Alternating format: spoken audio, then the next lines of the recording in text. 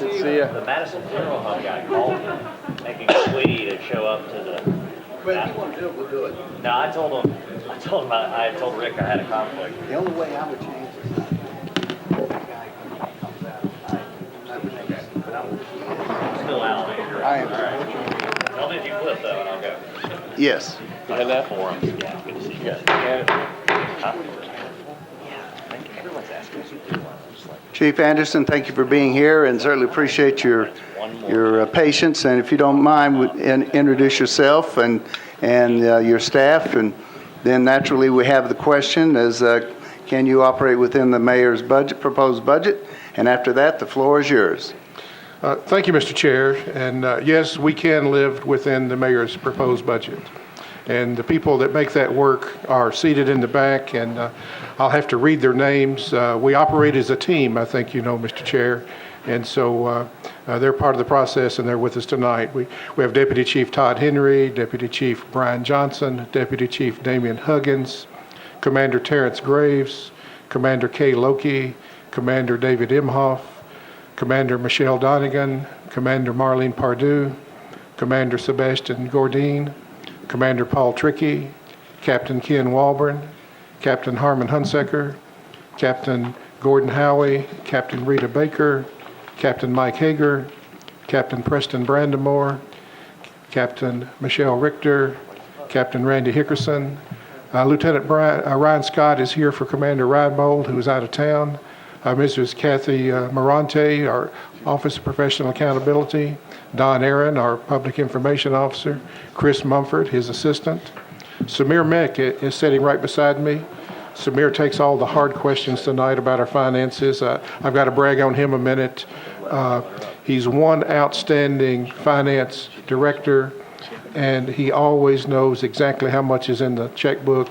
But more important than that, he trains, teaches, and cooperates with all the commanders that make things work in your neighborhood. Kathy Kirkham is his assistant, and Kathy is equally as talented. There's hardly anything that I ever ask for that I don't have within an hour on my desk. And I'd like to recognize Sergeant Danny Hale, President of Fraternal Order Police, also with us tonight. Thank you for having us here. I think one of the things, when we talk about our department, and one of the things I'm most proud of is the fact that these ladies and gentlemen in the back have created 622 neighborhood groups that we're associated with across Nashville. So this is truly a community police department. Last year, they attended over 2,100 meetings with those neighborhood groups, listening to what the neighbors want in their neighborhood, listening to issues about crime, and then solving those issues for our citizens. Certainly, with this council's support, we have expanded our precincts from 6 to 8 over the last 3 to 4 years.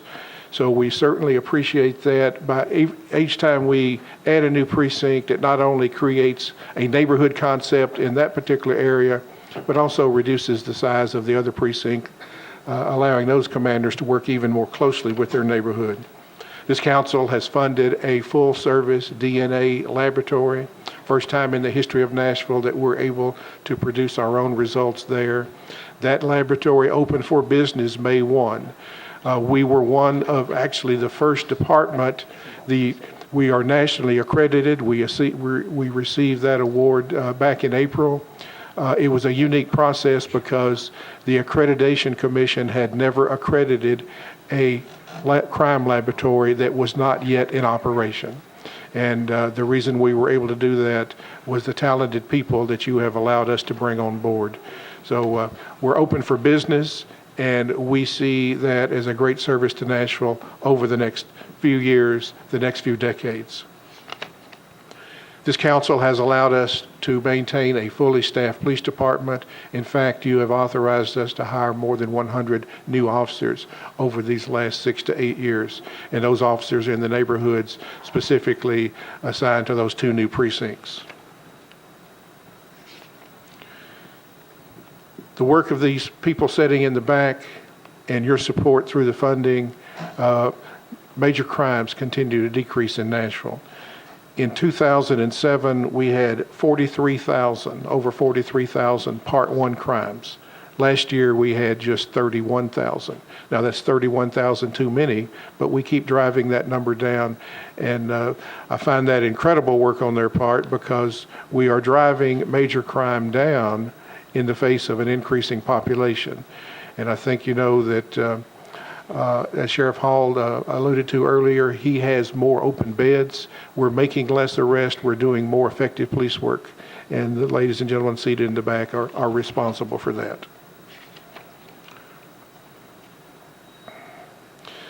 This is a unique city. I think we all know that. And this is a unique police department. When we look around at what's going on across the country, we see some unrest here and there. We see some problems in other cities that we're not experiencing here. And this council plays a great role in that. So thank you for supporting us. Thank you for allowing us to do our job. And thank you for allowing us the ability to make Nashville a safe place. Some of you are leaving office over this next summer. And I want to say to you that I certainly appreciate your service. And probably about 3 years ago, I started spending a lot of time over here with the council. I'm in the back hallways where I get to know you, and I see the struggles that you go through trying to balance what you do, the request to your constituents, the need to make informed decisions. And I got to know you as human beings as opposed to just seeing you on TV as council person.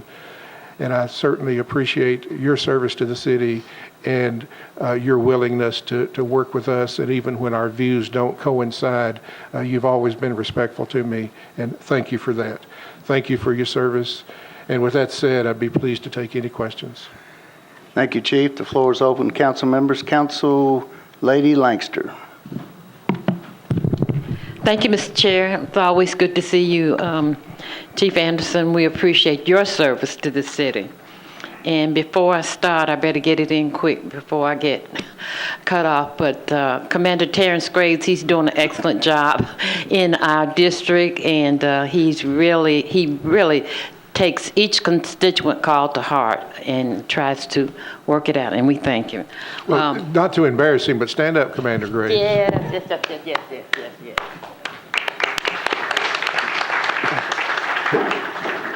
He does indeed, and we have 7 other commanders. The 8 commanders do an excellent job. They are essentially the chief of police for their precinct, and they run a neighborhood operation responsive to the public.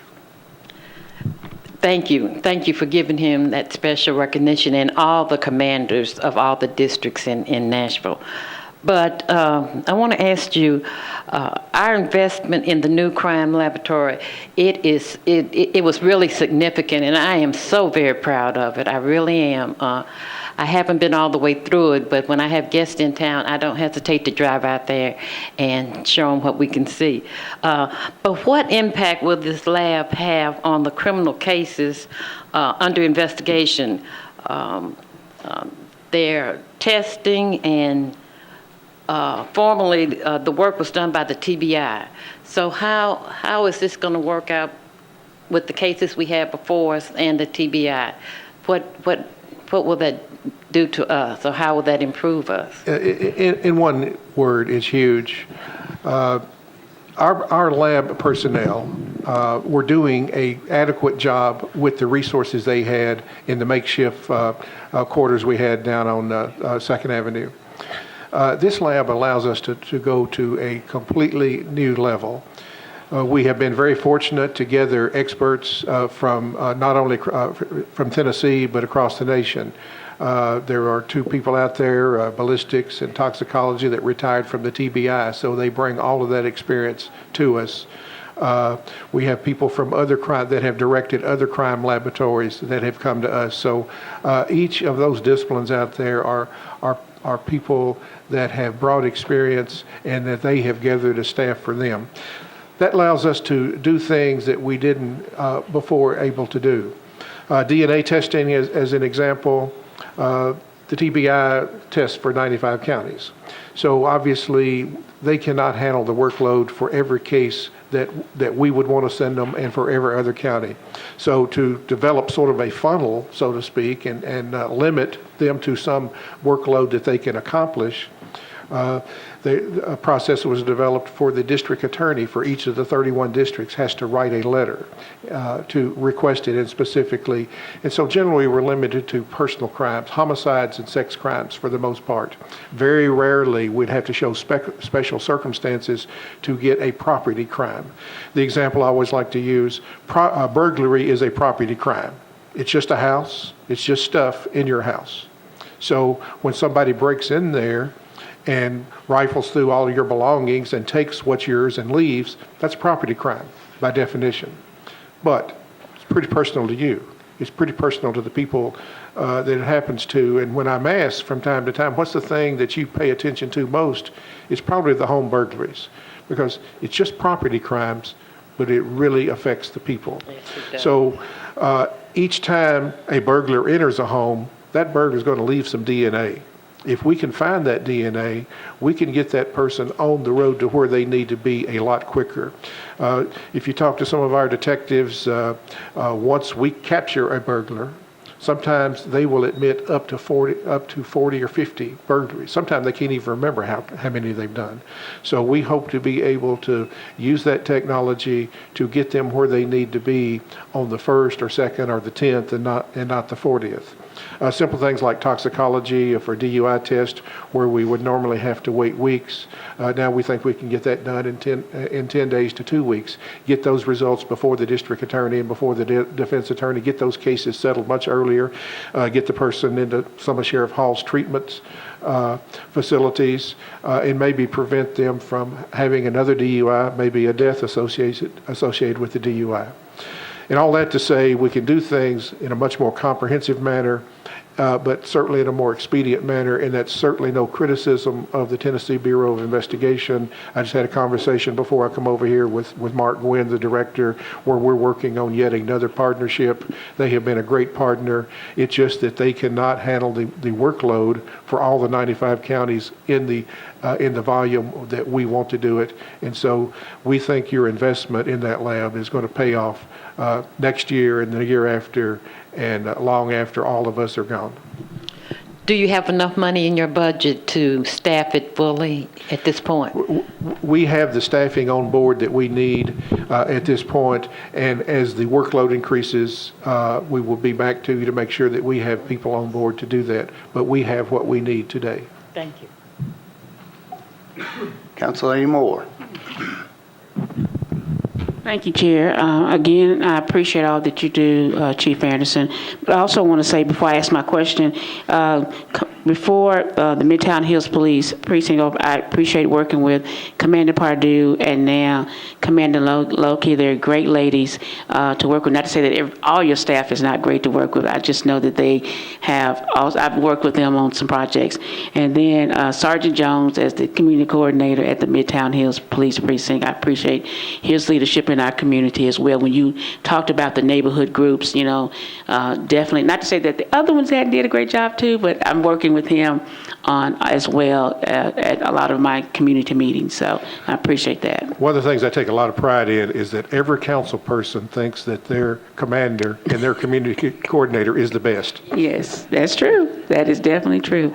My question is that there is a school opening up way to Belmont, and they have been asking about pedestrian crosswalks. And so I was looking at your school crossing guard. Do you work with Public Works and Metro Schools about to get those pedestrian crosswalks placed at these certain places? Yeah. Yes, we do. We pass information along, and I know that recently I got some emails about some traffic issues there on Belmont Boulevard, and Sergeant Jones, that you just mentioned, put a force of people out there to try to slow the traffic down and make that a little safer place. So you all work with Public Works with the trailer that they put out there as well? Yes, we do. Okay. And then on page E31-2 in the book, you have in here demand for more specialized services and a more diversified workforce to address growing multicultural community. Could you expand on that, please? Well, I think what we're trying to accomplish, that Nashville is a very diverse community. There's very significant Kurdish population, maybe the largest Kurdish population in the nation, and certainly it is per capita. There's a large Egyptian population. Certainly there's a large Hispanic population. So we're trying to make inroads into those communities through the outreach programs at the various precincts, trying to recruit officers and employees from those different cultures to bring into our police department. And then my last question, another bullet point you made, the ever decreasing availability of federal funding to support enhanced enforcement, hiring, and technology initiatives. Expand on that one. Well, certainly the availability of federal funds has greatly diminished over the last 4 to 5 years. So where in the past that you could get a federal grant for most anything that you wanted to do, those days are gone. And so we'll have to be more inventive. We'll have to be rely more on local funding and not rely on the federal dollars like we have in the past. Okay, thank you. Thank you, Council Lady Moore. Councilman Glover. Thank you, Chair.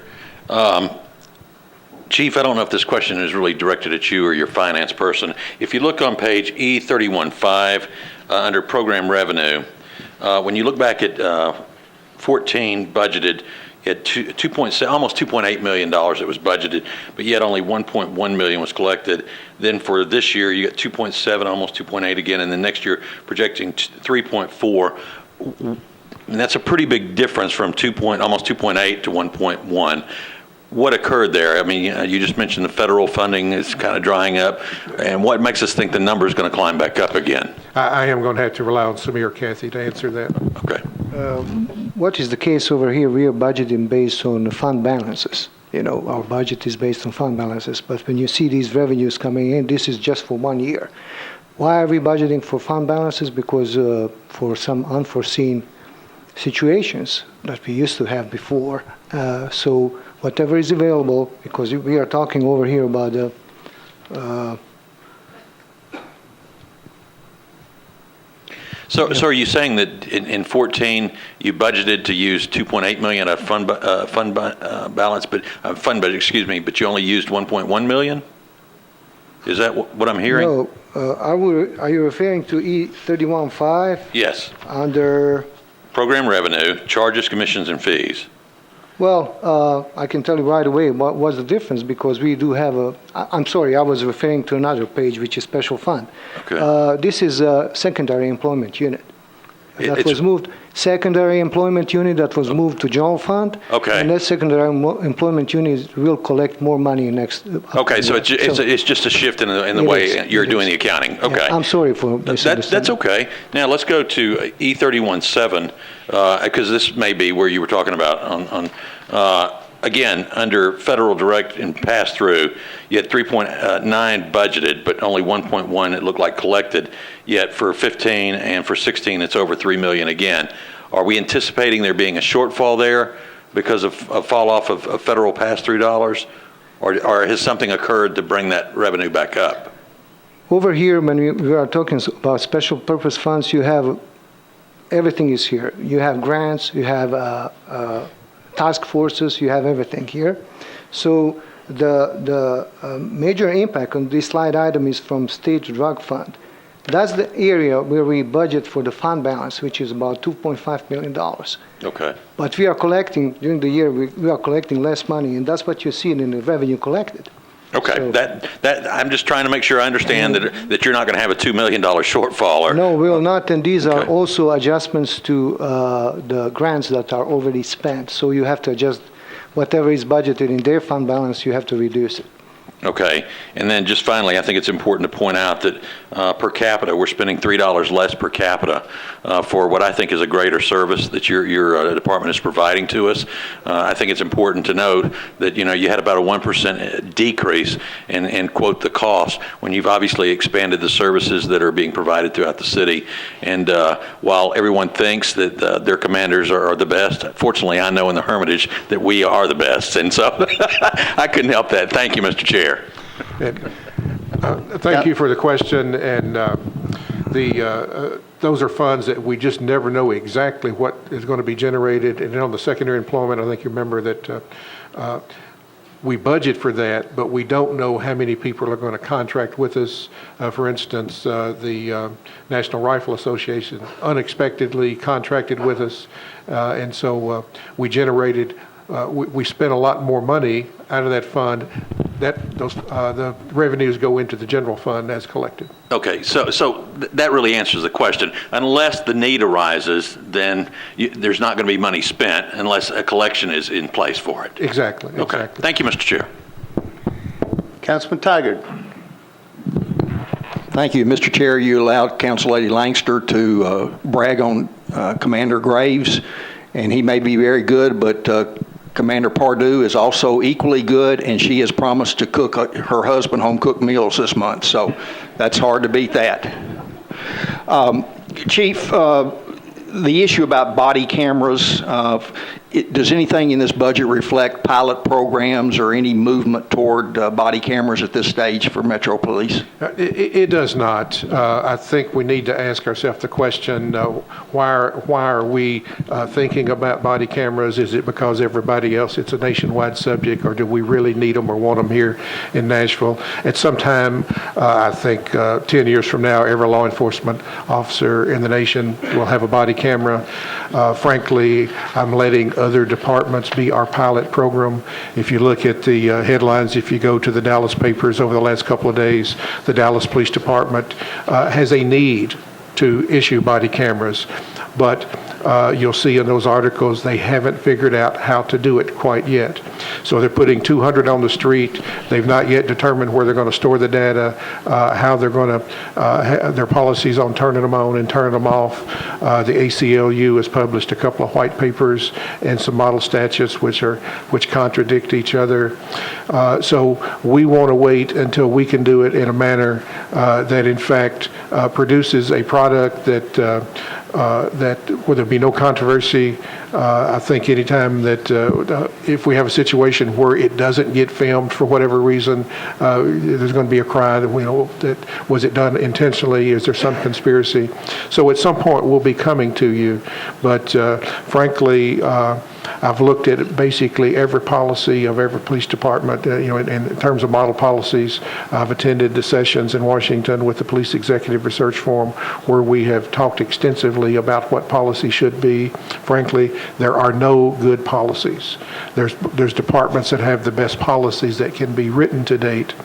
But one of my grade school teachers said one day, don't be the first and don't be the last. So that's where we want to be, somewhere in the middle, when we can come to you and say, not only do you need to fund this, but we have a policy in place and we have procedures in place wherein we will not create more disruption than the good we would generate. Right, thank you, and I think you're making the correct decision there. Your budget doesn't reflect any fees collected on fines, traffic stops, speeding, and whatnot. Is that in the clerk's office, or? We do not. We collect some revenue for, at our records counter, fingerprinting and things like that, fees for services. Right. But none of the. Not anything that average citizen that is stopped for a violation or whatnot. So there's no incentive to you to create revenue from that. So my question is, what determines the historical trends of number of stops, number of tickets, number of warnings, and all that type of data? Is it based on problem areas needing attention? Is it based on citizens' request for quote speed traps in my neighborhood or down this major thoroughfare? Give us an idea of how that policy is administered. Yeah. All of the above. We get requests from citizens. We need more traffic enforcement in a certain area. We get requests from citizens about other particular crimes in their neighborhood. Each of the commanders back there has a crime analysis office, and they're sitting down pretty much on a daily basis, determining what is going on in that precinct and where they need their resources that particular day.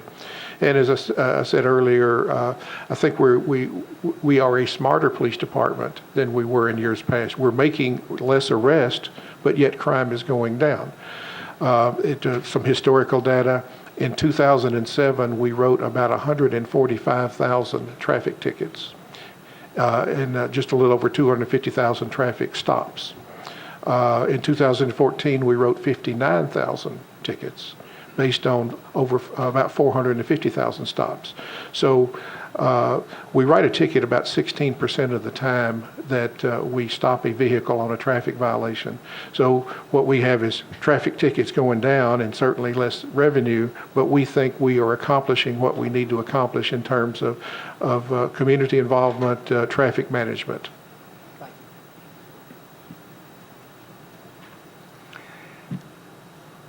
Councilman Claiborne. Thank you, Mr. Chair.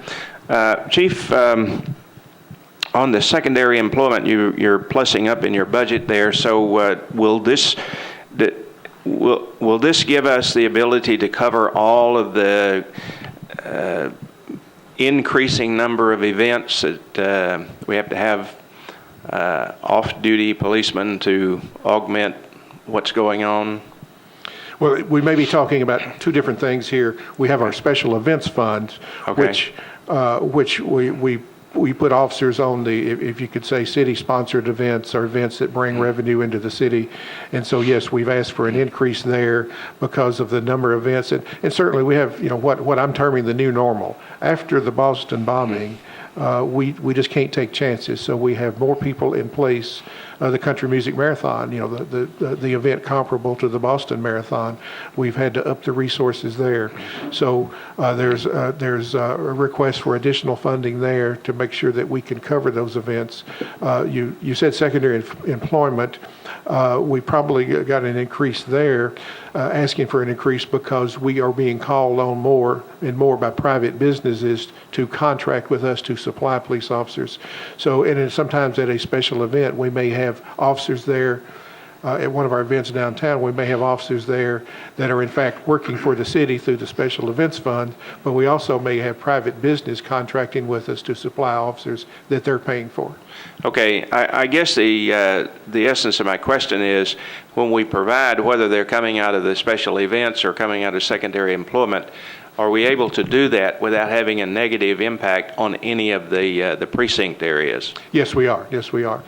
Those all the secondary employment is done with volunteers, people that want to work. We have a waiting list for people to be assigned those jobs. The special events is off-duty personnel also, and we have to augment that to sometime we bring people in from the precincts, but that's on their off days. Okay, good. And then just a couple of... If I could say just, Go ahead. and that's the whole purpose of the Special Events Fund, and certainly we appreciate your support.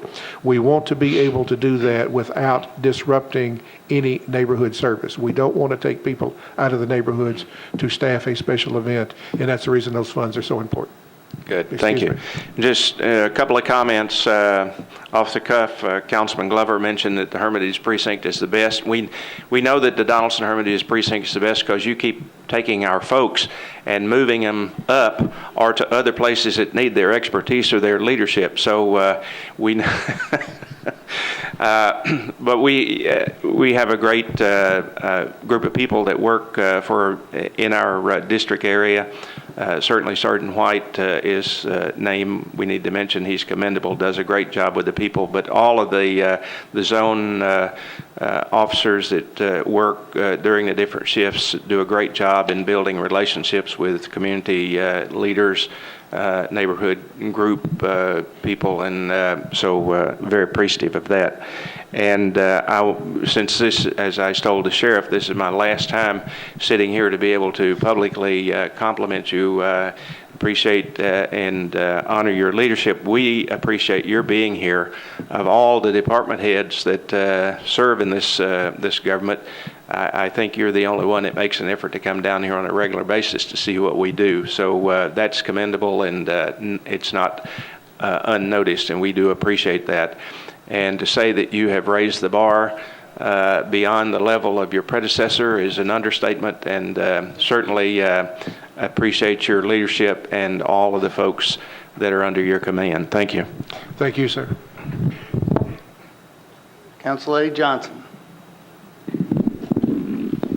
Thank you, Chair. Chief, you are literally the most responsive and most inclusive chief that I think our city has ever had. And I just want to commend you on behalf of so many people out in our area for your incredible leadership.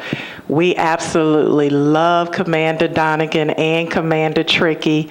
They are very, very responsive in making sure that we get the coverage we deserve out in our area. Also, Sergeant Fernandez and Sergeant Jeff White, phenomenal. I mean, all of our neighborhood groups who work with both of them. I have the privilege in my district and being able to work with both. They're just outstanding. I wanted to ask a question about the internal service charges of $1.7 million, where you have the delivery of centrally provided services, including information systems and so forth. Is that going to make things easier for your commanders and officers out in the field? I'm just looking at what was listed there. Is that something that will improve, help them with their job to be able to do their job better? We could not operate this police department without the support of the other departments. And you mentioned Metro IT. Certainly that's a very valuable service to us that we couldn't exist without their support. General services, the maintenance and upkeep on all of our buildings, and the repair and maintenance on our police cars. So yes, that assistance from those other departments allows us to do our jobs. And also on the amount, the $145,000, is that $145,000 that's coming out of the fund because of a grant funding for the trafficking, the human trafficking fund? Is that money being placed somewhere else, or are we still going to be able to have emphasis on the human trafficking efforts in your department with that funding removed? Well, I'm going to let Samir answer the dollar question, but yes, there's continued support. I recently issued a letter of support at General Funk's request. He's applying for a grant and working with the TBI, and our pledged our full support in obtaining that grant for the TBI and General Funk. Okay, because I just wanted to make sure that you weren't losing funding in an area that definitely emphasis needs to remain. Is that the And ICAP? so, No, we are not losing the money. The money for the human trafficking is there. This is just the central adjustment. it's just a central adjustment, okay. Well, again, I commend all of the officers, all of the commanders, Deputy Chief Johnson, all of you all are outstanding. And any of our communities that would be able to have the presence of whether that be a new precinct or the headquarters or is a blessing. It is a blessing to any community that has this put in their community. So I just want to say that I commend you on always going above and beyond and reaching out and making sure that there are communications with the people in the community, because you are always available. Anytime there's a community meeting and we call upon you, Chief, you are there, and we appreciate that. Thank you. Thank you. Councilman Bedney. Yeah, first I wanted to take a minute to apologize for my behavior before. I didn't mean any disrespect to you and to the rest of the council. Having said that, I wanted to ask you if what will it take to improve traffic enforcement, speeding, and traffic parking and parking enforcement in the suburban areas. You all do a great job with that, but when there are emergencies, you have to pick and choose, and it's harder for doing things like that. So I wanted to know if that's obviously it's probably a budget issue, or I just was wondering if you could give me some feedback on that. And by the way, I want to join my peers in this Lab Fest. I'm very happy. I get really great response from the commander in the South Precinct, and Sergeant Fernandez does a great job. He never says no to me, which I feel sorry for him, but thank you very much. I think that anytime we can have a problem identified to us, any particular area in traffic enforcement, we'll have resources there. We have a unit in our special operations and the traffic component of that. And then each precinct not only has traffic officers, but they also have flex officers that are sometimes dedicated to traffic problems, and also the regular patrol officers being alerted to particular areas. So anytime anyone, anywhere has issues with traffic, please let us know, and we'll address those problems. Chief, seeing no other council members in the queue, that concludes your presentation. We want to thank you very much for being here, and your staff and all members of the staff, and appreciate all you do. Thank you very much. Thank you, Mr. Chair.